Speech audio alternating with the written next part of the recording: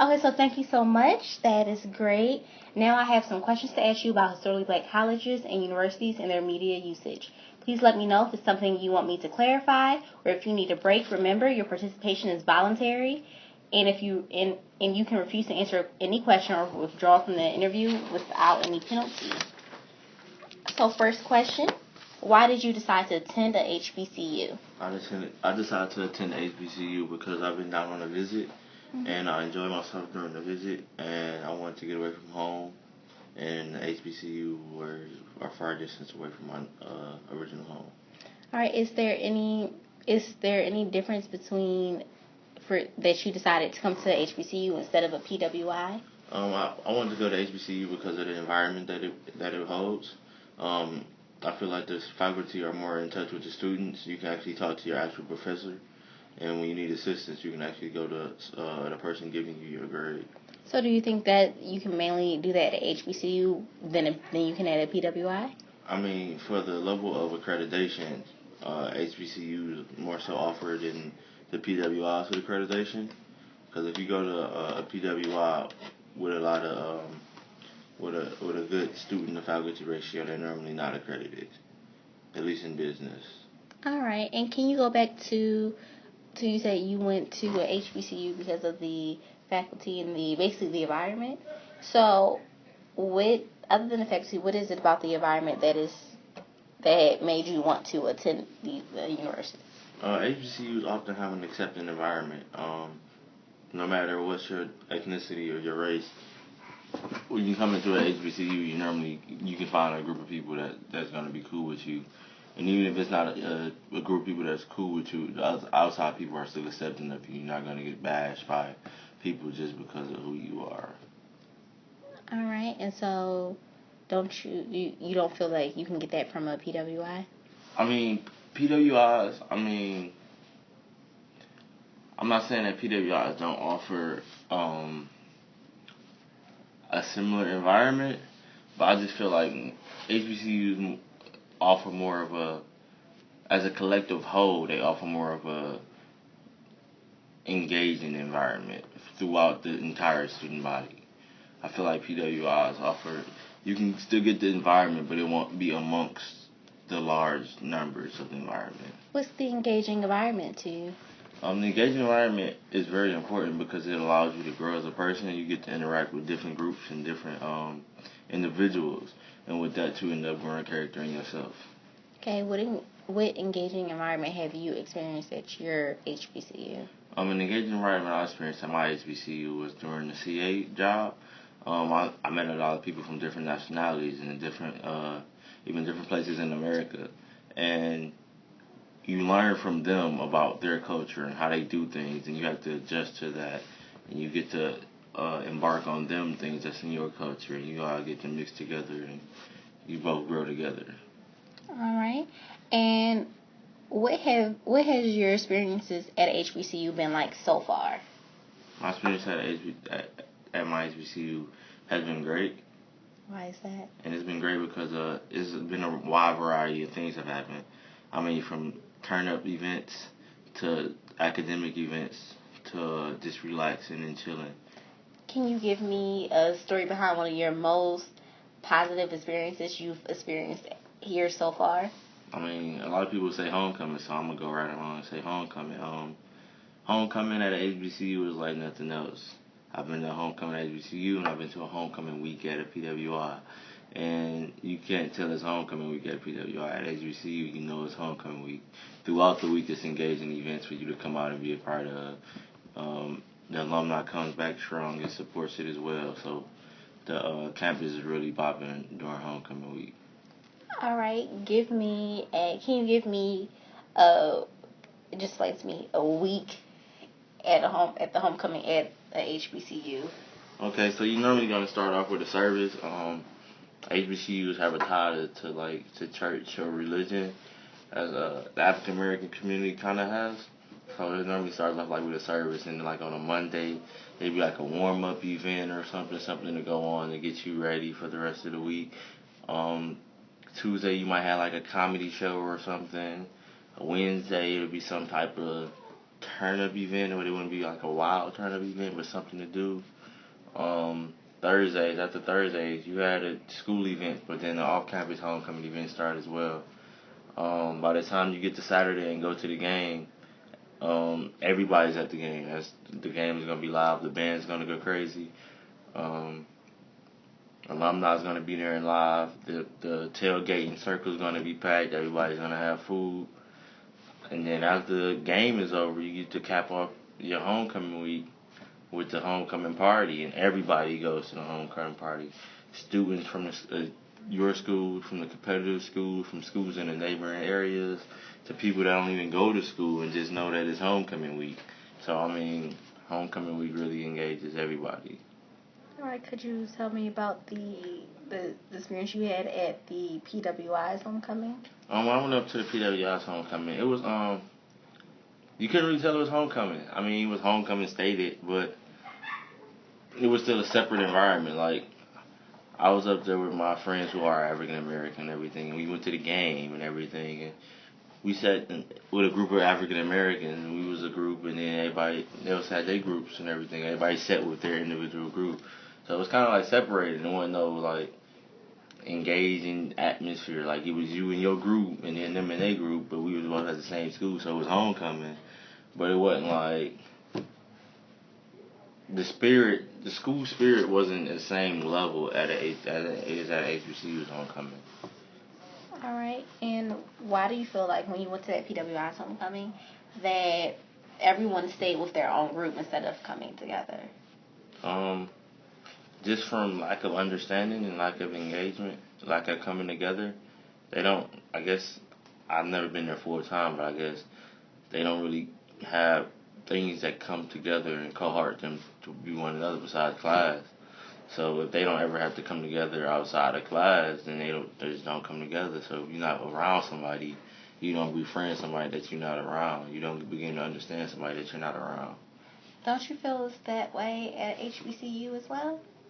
I mean, even at HBCUs, if you have people that aren't African American, whether they be a different ethnicity that has a darker skin tone, or if they're Caucasian, white, or from European, I mean, they still, I feel like they're more engaged with the African American community than African Americans are, and maybe Asians are at PWIs with the white community.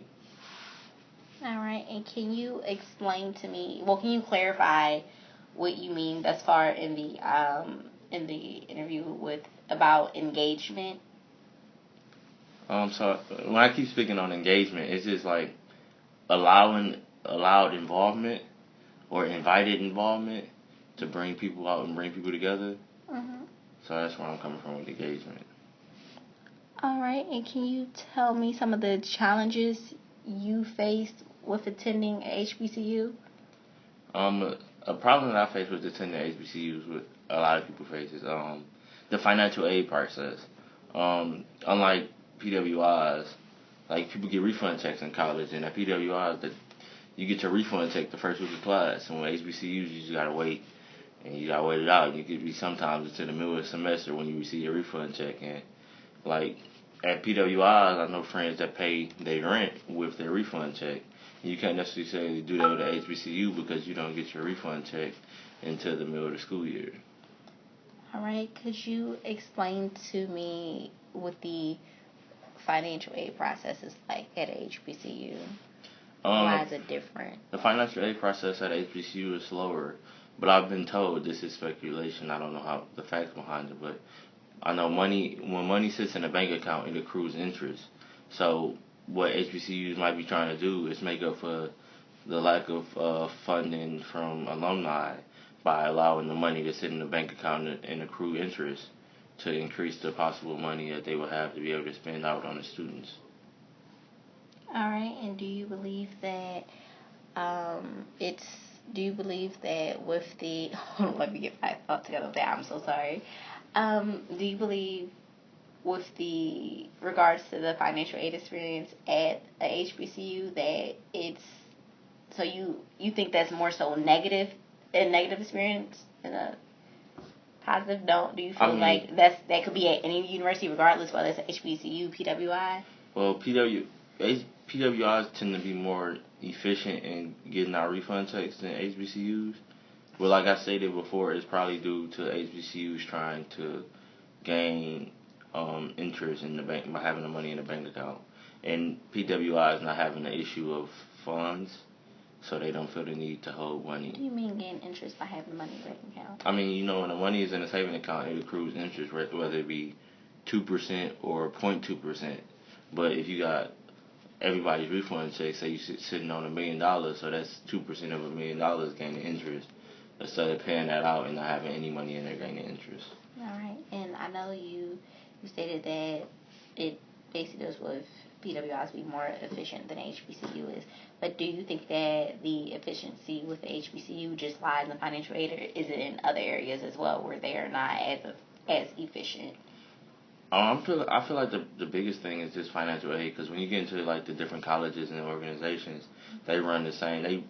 Departments run just like any other department. I mean, some PWIs that have better, let's say, engineering firms than HBCUs, but some HBCU businesses departments are better than PWI departments. So outside of financial aid, I mean, everything else is just up for grabs. It varies through school in comparison. All right, and what other ways do you feel that it can be challenging when attending an HBCU? A challenge that you can get at an HBCU. Like, why do you think that that attending a HBCU can be challenging? I mean, I don't think attending a HBCU is challenging, no more challenging than attending any other college or university. I feel like it's actually it's easier because you have people there that's on your side that want to see you prosper, and they actually care to see you prosper. Mm-hmm. So I wouldn't say that.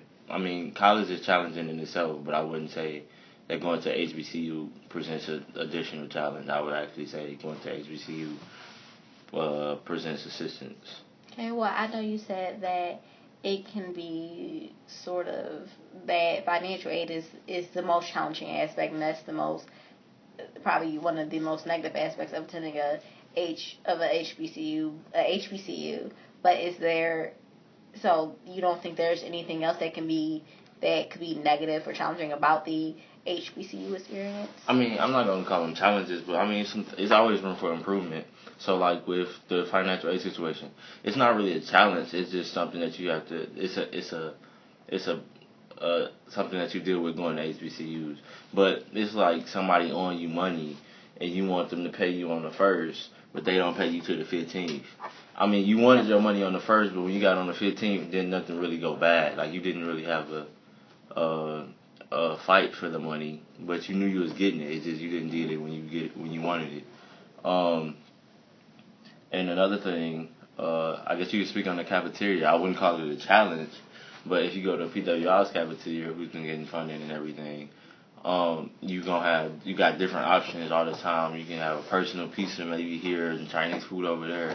Whereas at HBCU, the cafeteria is smaller, so you don't have as many options. So a cafeteria, I wouldn't call it a challenge, but that's just something that you get accustomed to at HBCU. You don't get the same cafeteria as you do at a PWI. All right. So why do you think, like, even with the financial aid at the cafeteria, and it's not the same with PWI? I heard you bring up like funding with the PWI versus the HBCU.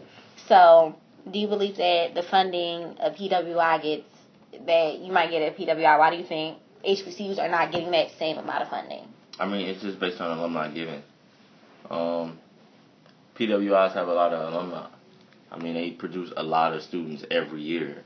So just the same amount of students that graduate in 2015 from the University of Mississippi give $20 each, and the number of people from Jackson State that graduated in 2015 get $20 each. The amount of funding in University of Mississippi is going to still be sustainably more than what Jackson State receives from its alumni. So why do you think? So I know you said earlier that during like homecoming, you see at HBCU, you see the alumni, they show up. So even with the funding aspect of PWI's alumni, you say they give back a little more.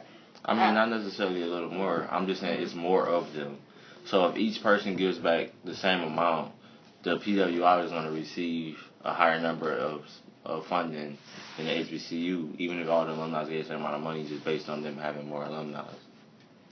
So then, do you think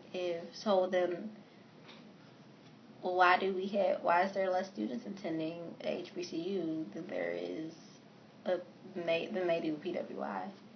Because don't you think HBCUs house enough students there? They're still, if you take Jackson State, they're still a medium-sized university. Mm-hmm. And Jackson State is one of the largest HBCUs too. So as Jackson State approaching 10,000 students, being one of the largest HBCUs, and University of Mississippi probably having somewhere around 25,000 to 30,000 students. I mean, you could just see the comparable difference right there. And Jackson State is a large HBCU. So most HBCUs are maxing out their campuses at 6,000 students. So, I mean, at 6,000 students, if you graduate 1,500 every year, and all of them, like I'm saying, if all of them still give back the same amount as University of Mississippi, who just graduated 9,000 people, you can see the comparable differences. So it's not that the HBCUs alumni are not giving back, but even with them giving back, it's only so many of them, and campuses are only so big. All right. And do you think the lack of media coverage on the HBCU experience has influenced people's perceptions of these institutions? Yes, and actually in the recent the app Snapchat had recently offered a HBCU feed where you can post, if you go to HBCU or you're in the city of HBCU, you can post your Snapchats into this live feed, and then it can be seen across anyone who has the app. And since this time, the increased desire to go to HBCU has went up amongst young high school students coming up now making decisions on their things. So the lack of media coverage leads to the assumptions of what HBCUs are and not actual comparison or visual aids to see what the experience is really like. So with this recent app addition, it was allow people to see what was really going on at HBCUs and how people really be productive, and it kind of changed the perspective that some people had about HBCUs. All right. Do you so what have you seen in the media about HBCUs? What do you normally see? Actually, HBCUs don't get too much media coverage. The last time I can say, honestly, I remember the HBCUs getting media coverage is in the bowl game that happened for the first time this year. And I think it's called the Celebration Bowl or something. And the champion of the SWAC plays the champion of the MEAC. And it's on national TV. So that's a good thing going, too. So, but as far as media coverage, HBCUs don't get media coverage that often in what I read and what I look at. So then why do they, because you said that the most recent thing you saw was the game between the SWAC and the MEAC. So when it comes to seeing the student athletes at HBCUs, why is it that area is being focused on rather than the academics at the university? I mean, athletics are catchy. Everybody loves athletics. I mean, that's anywhere. Athletics is a moneymaker. Universities make money off athletics. So you promote athletics. Mm-hmm. Have you ever seen any negative images about HBCUs in the media? Yeah, I mean, you see. Well, actually, I haven't actually seen any portrayal of negative images of HBCUs out in the media, just off the top of my head. All right. When you hear about them when you hear about HBCUs on the news, anytime you ever heard about HBCU in the news, what is the main message that you're getting about these universities? What's the main debate that you might hear they're having about HBCUs? Well, when I hear about HBCUs on the news, it's normally something negative, but it's like a petty negative. Like it's like Jackson State, for example, they had the housing situation. I believe it was the last semester in the fall of 2015. Yeah. But it was being handled. I mean, it was being handled delayed. I kid you not, but the situation was still being handled. But people news channels took that and ran with it, but they still haven't covered anything about the new engineering building addition being built on. So, all right, so I have two questions for you off of that. One, do you think that covering the housing situation that we experienced last fall, do you think that might have, in a sense, helped with the goal of students getting places to stay, or do you think that, in a sense, might have kind of caused more harm or a negative view of the university? I mean, I can't knock the news for covering it because I guess it was something that needed to be covered. Whether it expedited the process, it didn't. From my inside knowledge, it didn't expedite the process because the process was already in the works. So, I mean, Jackson State still moved at the same pace they were moving because it was getting taken care of. But them covering it, I mean, it was something they felt they needed to cover. So I'm not gonna knock them for covering it because it was an issue that was going on in Jackson and in their Jackson News Channel. All right, and like you said that they covered that, but they didn't cover the new addition being built to the engineering building. Why do you think they tend to focus? They tend to focus on maybe something that's worrisome or not that great at the universities, rather than the positive that there's something new is coming to the campus. Why do you think they choose to focus on the negative rather than the positive? I mean, news focuses on the negative because negative sells. It's as simple as that. Do you think that when it comes to PWIs that they focus mainly on the negatives with those universities as well, the same as they do with HBCUs? The news, yeah, with news is gonna cover what they think people want to hear, or what they think people will pay attention to. So if something bad happened at Ole Miss and they thought people would tune in to find out what happened bad at Ole Miss, I feel they would cover it. All right, and do you hear about PWIs more in the news or less than you would hear about HBCUs or even anywhere in the media in general? I mean, I guess I would. It's more.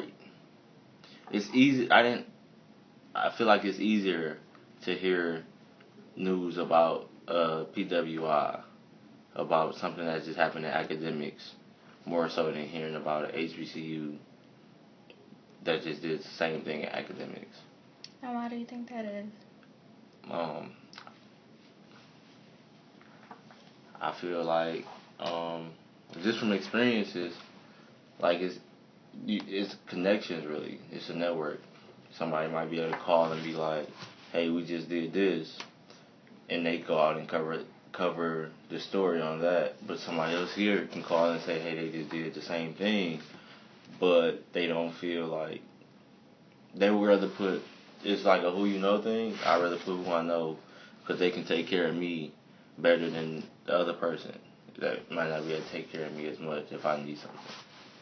All right.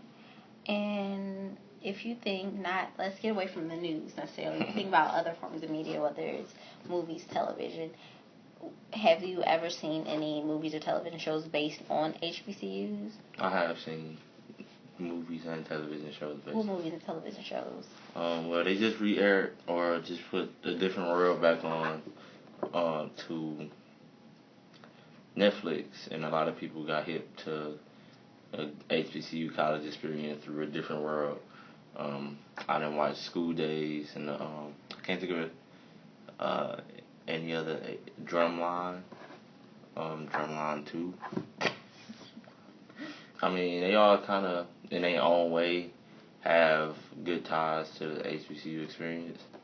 But I mean, you can't. There's no experience like an HBCU experience. You can't put it in a movie. It's from like the movie about the dude skipping school to Project X to the heart surgery movie. Like, you all over the place at HBCU because you gonna work hard and party harder. So when it comes to A Different World, for example, hold on, have you ever heard of the Cosby Effect? The Cosby Effect. Mm-hmm.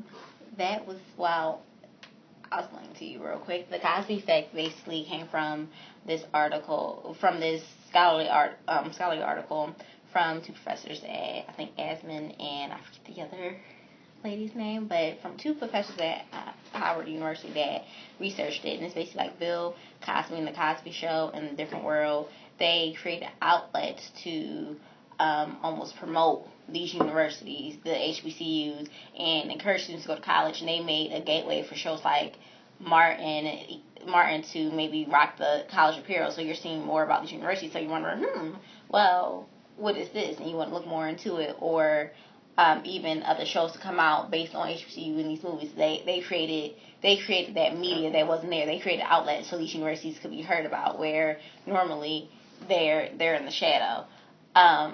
So if you think about A Different World, for example, how do you think they influence the black college experience?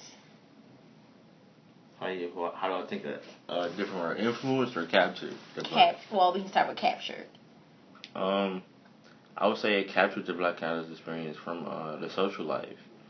I mean, if you watch A Different World, you see everybody kind of talk to everybody. They might not have been the best of friends, but they acknowledge they know you there, or they know this organization is there, or they know this group of people is there. They captured that, and then even the dances or whatever in the student union or student hall. A lot of schools have their dances in the gym or in different areas, so they really captured the social aspect of it. All right, and so do you feel as though that with these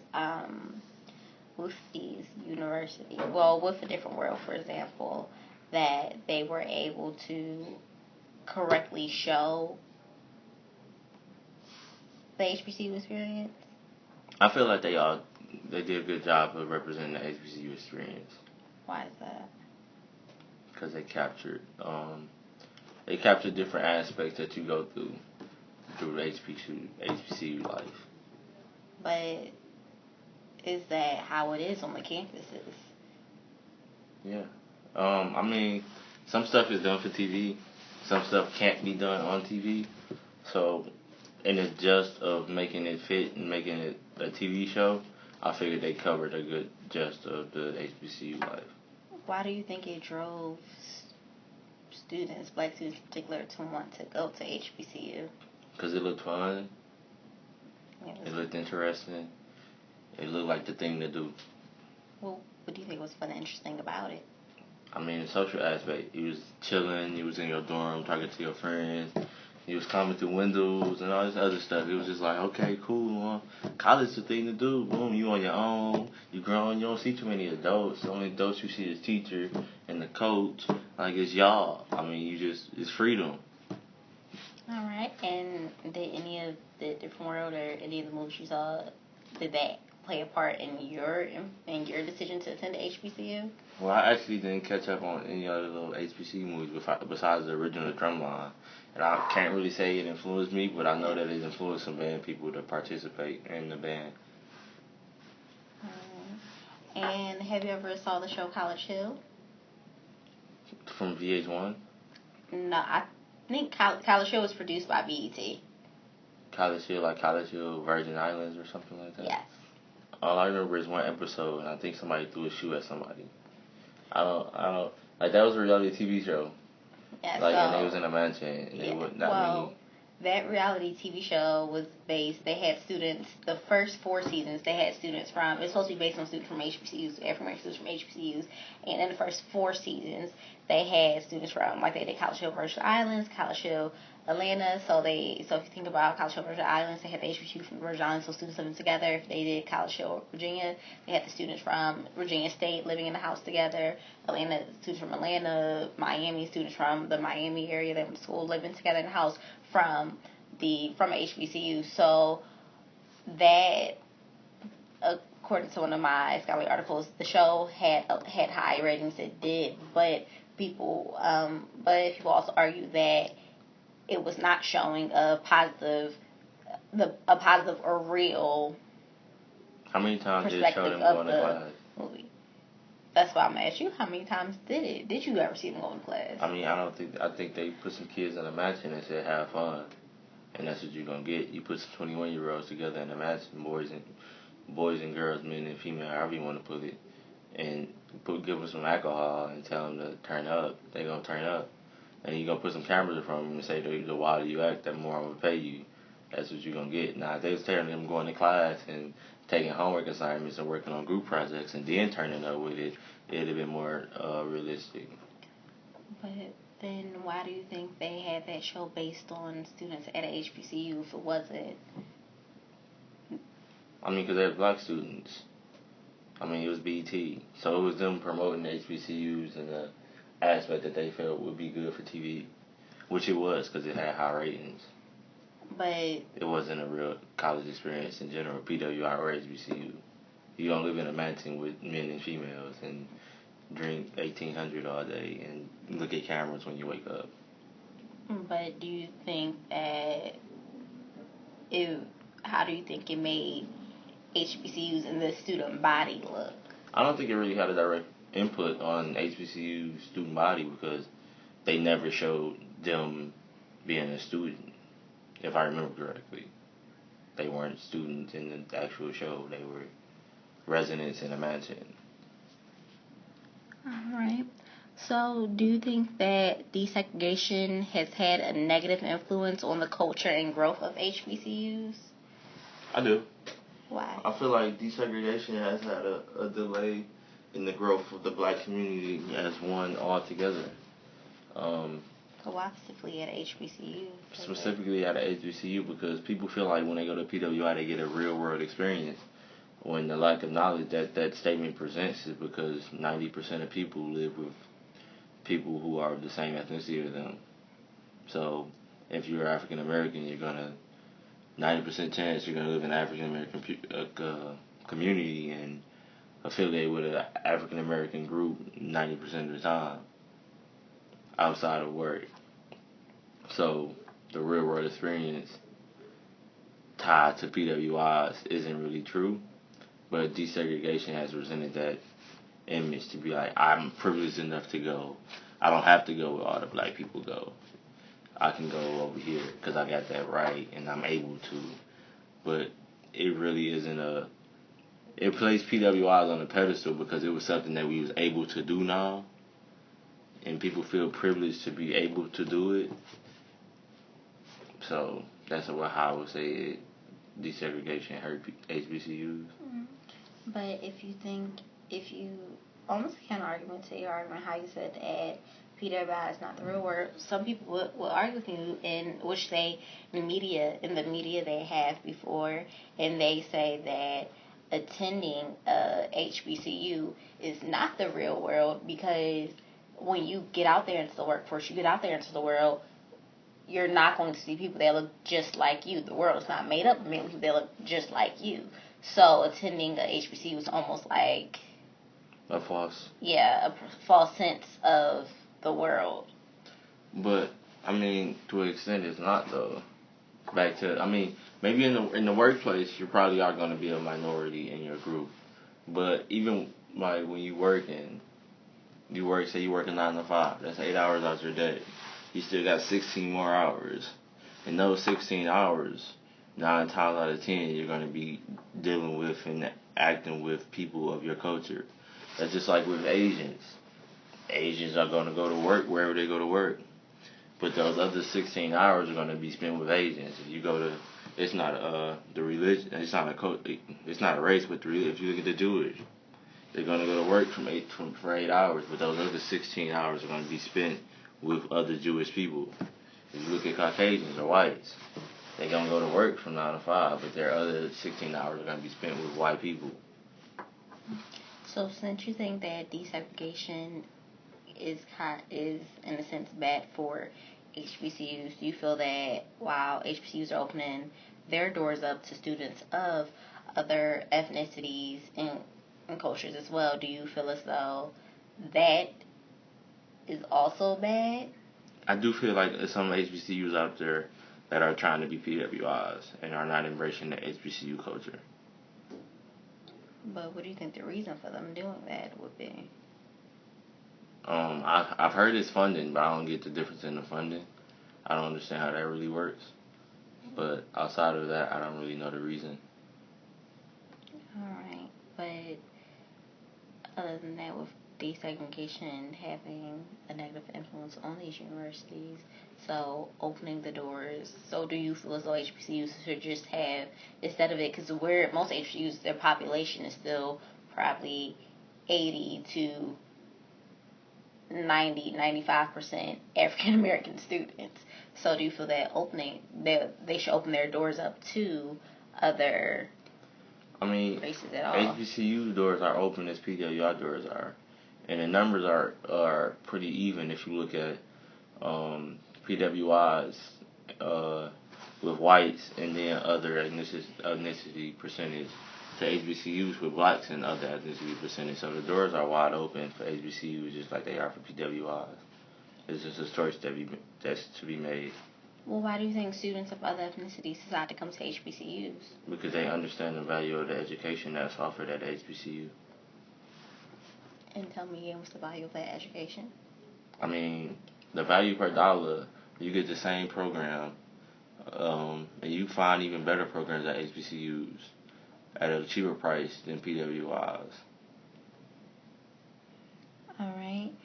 And do you think that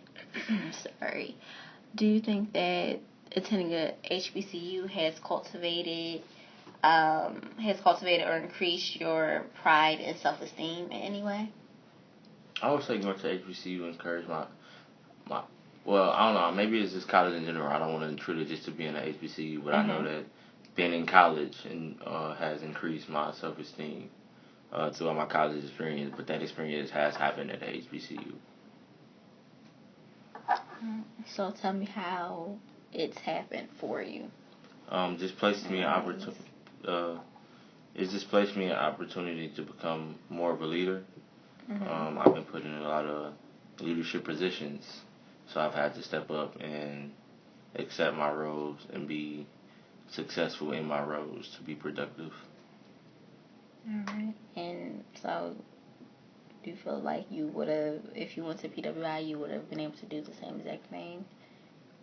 I feel like the HBCU has presented me with opportunities that I wouldn't receive at a PWI, just because I would have been more to myself than I am here at HBCU. I guess kind of with the different circles that I was talking about earlier and how the circles don't intermix, I would have missed out on a couple things that I was able to learn from different people and different cultures from different ethnicities here at the HBCU. All right. And do you believe that historically black colleges and universities are relevant today? I do feel like historically black colleges and universities are relevant today. And they're very important and they're very vital to the black community and need to be embraced. Can you explain on that more? Why do you think necessarily, other than being relevant, being good for the community, that they are still needed? HBCUs are needed because they're for us. Anything that's for you, you need to take advantage of. So even though you can now attend the PWI and get into those institutions, why is it now that we can get into PWIs now and with not many issues? So why do you think that we should attend HBCU instead, or that HBCU still need to be here? So if I heard your question right, you said, since we can get into a PWI, what is the point of having HBCUs? HBCUs exist because of PWIs. So the importance of HBCU before we can go to PWIs, we should remain the same. Now, the choice is yours to go to PWI, go to HBCU, but the reason for HBCU being here and the goal of the HBCUs should remain the same. So if nothing changes on that level, then the same relevancy level is there. Well, do you think that the goals for HBCUs are still currently the same? Yes. Why do you think they need to stay the same right now? HBCUs are historically black colleges and universities, and they were built to help educate black people and give those opportunities to some African Americans or not even just African Americans, but to anyone who may not get those opportunities elsewhere. And you'll be surprised who made it out that wouldn't be able to get a college degree and what they were able to accomplish after they got the college degree. All right. And is there anything else you would like to add? I'm Raymond McCanson. I'm running for president. Well, thank you for doing this interview, Raymond. It was nice talking to you. I really appreciate it. And that is the end of our interview.